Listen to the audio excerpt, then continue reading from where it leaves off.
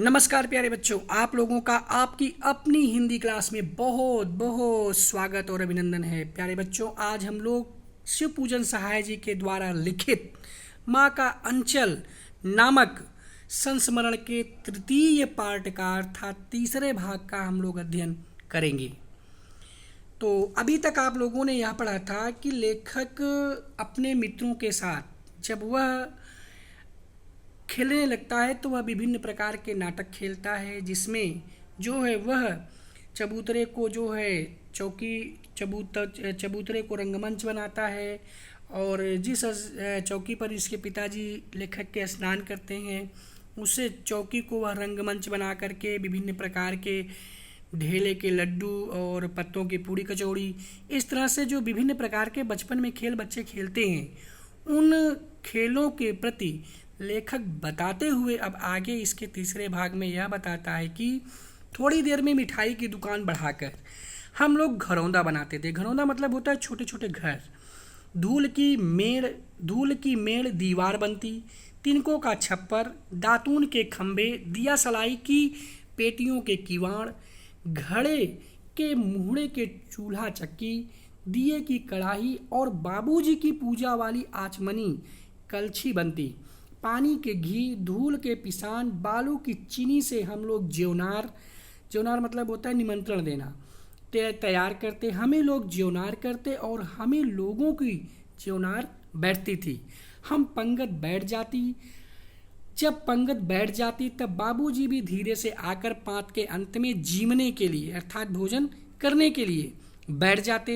उनके बैठते देखते ही हम लोग हंसकर और घरौंदा बिगाड़कर भाग चलते थे।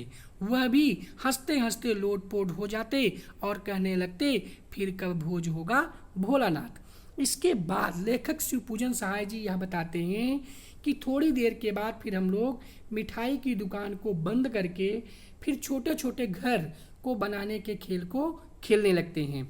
जब छोटे छोटे घर को बनाने को खेल को खेलते हैं तो धूल की जो है हम लोग एक धूल की मेड़ की दीवार बनाते हैं, तिनकों का छप्पर बनाते हैं, दातून के नीम की टहनी के जो दातून होते थे उससे खंभे, दिया सलाई अर्थात माचिस की जो पेटियां होती थी उसका किवाड़, घड़े के मुकड़े की चूल्हा चक्की, दिए की कढ़ाई और बाबूजी की जो पूजा करने वाली आचमनी थी उसकी कलछुल बनाते थे।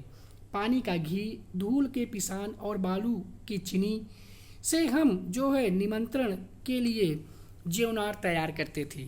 हम ही लोग निमंत्रण का आयोजन करने वाले थे और हम ही लोग निमंत्रण को खाने वाले थे। इस तरह से जब हम लोग निमंत्रण खाने के लिए पंगत माने होता है पंक्तिबद्ध होकर जब बैठ जाते थे तो बीच में धीरे से बाबूजी आ जाते थे और ये भी पांत में बीच में बैठ जाते थे। उनको बैठते देखते ही जैसे ही देखते थे वैसे ही हम लोग हंस करके अपना घरौंदा बिगाड़ देते थे और बिगाड़ करके भाग जाते थे और बाबूजी भी हंसते हंसते लोटपोट हो जाते थे और फिर कहते थे कि भोलानाथ अच्छा भाई अब ये बताओ अब दोबारा भोज का आयोजन कब करोगे। कभी कभी तो हम लोग बारात का भी जुलूस निकालते थे। कनस्तर का तंबूरा बजता, अमोले की घिस कर सहनाई बजाई जाती, टूटी चूहेदानी की पालकी बनती, हम समधी बनकर बकरे पर चढ़ लेते और चबूतरे के एक कोने से चलकर बारात दूसरे कोने में जाकर दरवाजे लगती थी। वहाँ काठ की पटरियों से घिरे, गोबर से लिपे, आम और केले की टहनियों से सजाए हुए छोटे आंगन के कुल्हे का कलसा रखा रहता था। वहीं पहुंचकर बारात फिर लौट आती थी। लौटने के समय खटोली मतलब छोटी खटिया जिसे हम लोग खटोला बोलते हैं, तो खटोली पर लाल ओहार अर्थात लाल वस्त्र को उड़ा करके उसमें दुल्हनिया को चढ़ा लिया जाता था। लौट आने पर बाबूजी ज्यों ही ओहार उधार कर दुल्हनिया का मुख निहारने लगते त्यों ही हम लोग हंस करके भाग जाते। इस पैराग्राफ में शिव पूजन सहाय जी ने जो है बारात के खेल के विषय में वर्णन किया है।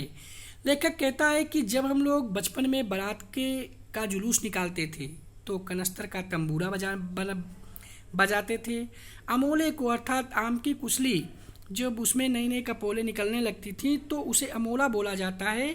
और उस अमोले को जो है घिस करके उसकी शहनाई जो है घिसने पर जब उसे हम मुंह से फूंक उसमें मारते हैं तो उसमें एक मधुर सी आवाज़ आती है।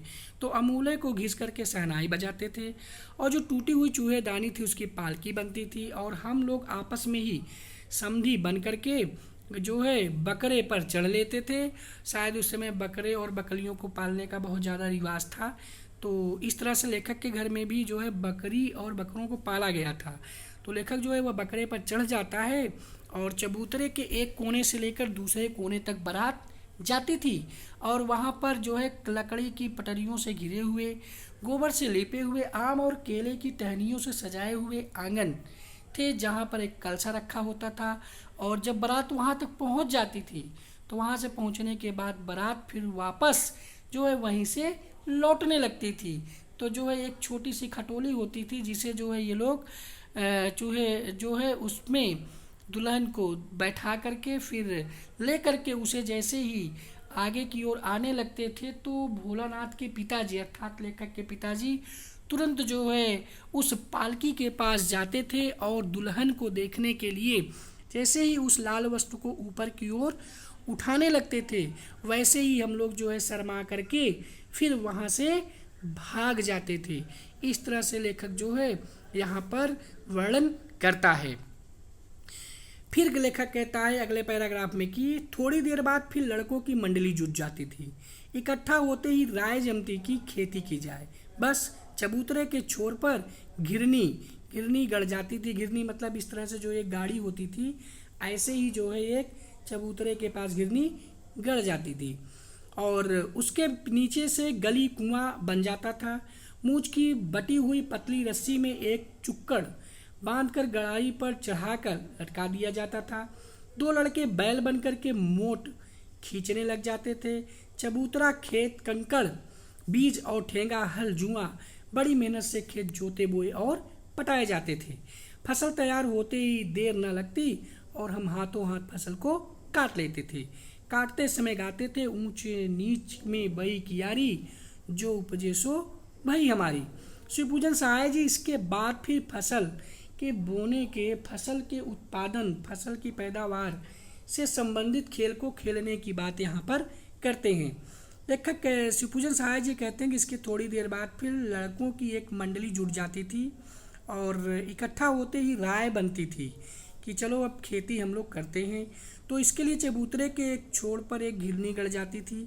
उसके नीचे की गली को कुआं बना लिया जाता था और उसमें एक मोटी पतली सी रस्सी जो है एक में गड़ारी को बांध करके चढ़ाकर लटका दिया जाता था और दो बच्चे उसको मोड़ खींचते लगते थे। इस तरह से चबूतरा खेत बनता, कंकड़ बीज और ढेला हल और जुआ बन जाता था। और बड़ी मेहनत के साथ जो है लेखक अपने मित्रों के साथ फिर खेत की जुताई करता था, उसकी पटाई करता था और जैसे ही और कुछ ही समय में फसल भी तैयार हो जाती थी और फिर ये लोग इसको जो है हाथों हाथ काट लेते थे। और जिस समय ये फसल को काटते हैं उसी समय ये गीत भी गाते थे कि ऊंच नीच में बई कियारी जो उपजी सो भई हमारी, अर्थात ऊबड़ खाबड़ ज़मीन में हमने क्यारी बनाया है और इस क्यारी में जो भी उपजे, जो भी फसल उत्पन्न होगी वह फसल हमारी होगी। इस तरह से लेखक जो है इसमें फसल के विषय में बताता है। फिर आगे कहते हैं कि फसल को एक जगह रखकर उसे पैरों से रौंद डालते थे, कसोरे का सूप बना करके ओसाते और मिट्टी के दिए के तराजू पर तौल करके राशि तैयार कर देते थे। इसी बीच बाबूजी आकर पूछ बैठते थे, इस साल की खेती कैसी रही भोला नाथ? बस फिर क्या, हम लोग ज्यों का त्यों खेत खलिहान छोड़कर हंसते हुए भाग जाते थे। कैसी मौज की खेती थी। लेखक बताता है कि जब फसल को हम काट लेते थे तो उस फसल को एक जगह पर मित्रों के साथ वह रख लेता था और उसे फिर पैरों से जो है रौंद लेता था, चूँकि उस समय थ्रेसर इत्यादि की व्यवस्था नहीं थी कि जिससे फसल की मड़ाई की जा सकती थी। तो फसलों को या तो पशुओं से जो है रौंदा दिया जाता था या फिर लोग खुद जो है उसे अपने पैरों से रौंद लेते थे। रौंद करके उस फसल को छोटे छोटे टुकड़ों में बारीक कर लेते थे।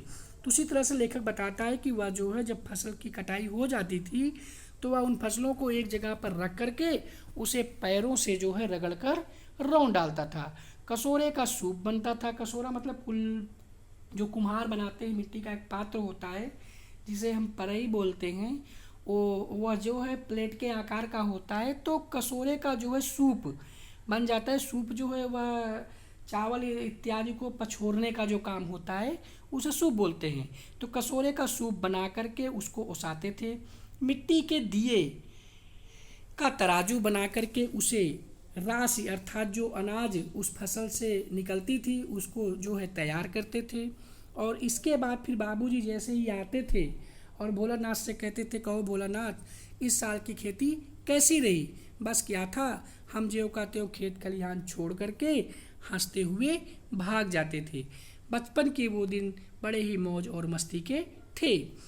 इसके बाद लेखक आगे कहता है कि ऐसे ऐसे नाटक हम लोग बराबर खेला करते थे। बटोही मतलब होता है रास्ते में जाने वाला पथिक अर्थात राही। बटोही भी कुछ देर ठिठक कर हम लोगों के तमाशे देख लेते थे। जब कभी हम लोग ददरी के मेले में जाने वाले आदमियों का झुंड देख पाते तब कूद कूद कर चिल्लाने लगते, चलो भैया ददरी सत्तू पिसान की मुटरी। अगर किसी चूल्हे के आगे आगे जाती हुई ओहारदार पालकी देख पाते तब खूब जोर से चिल्लाने लगते थे। लेखक इसके बाद बताता है कि इस तरह के नाटक वह अपने मित्रों के साथ अक्सर खेला करता था। और इनके इस तरह के नाटकों को देख करके जो भी राही पथिक जो भी उस रास्ते से गुजरते थे वो इन्हें नाटकों को खेलते हुए देख करके इन रुक जाते थे और इनके नाटक का आनंद लेते थे। इसके बाद लेखक जो है ददरी के मेले का वर्णन करता है। वह कहता है कि ददरी के मेले का जब आयोजन होता था तो लोग जो है उस ददरी के मेले को देखने के लिए पैदल ही जाते थे। तो उन लोगों को पैदल जाते हुए देख करके लेखक और उसके मित्र जो है उछल कूद कर चिल्लाने लगते थे कि चलो भैया ददरी सत्तू पिसान की मुटरी।